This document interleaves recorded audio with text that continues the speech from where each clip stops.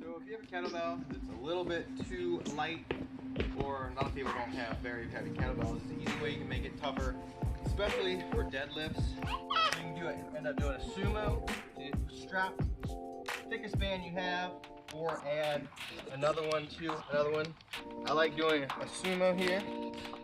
It's right across here. You can do it forward grip, doesn't matter, like this one. So this is a 56 kilogram bell, here wide.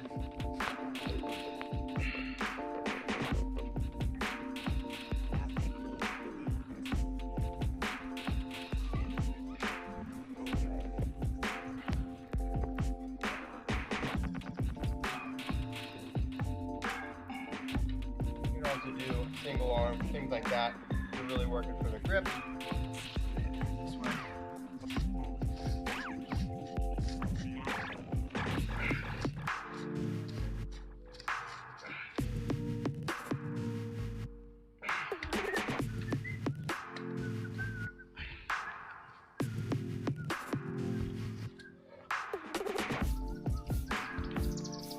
There, you make it a lot heavier. You can also do drop sets. Big difference.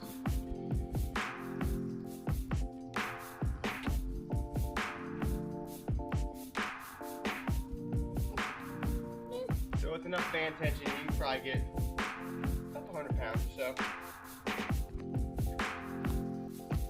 So this one is one of my favorite ones to do for the upper part of the swing, because when you're doing regular kettlebell swings, the top of the bell, the top of the flight of the bell is basically weightless, okay? So this one continues to pull it down a lot quicker. So I started with an 1.5 inch band here, and I'm gonna put it under my feet just like that sumo dead. You gotta get your grip right so it's not pinching on your fingers, but really you can give as much as you want into that. So it really helps with that upper part of the kettlebell swing. So I did this, I like to do 50 kettlebell swings all the time, no matter what, whether it's single, lighter bells, straight through, or just get 50 no matter what. So there's 7 sets of 7 of this right here. It's very explosive.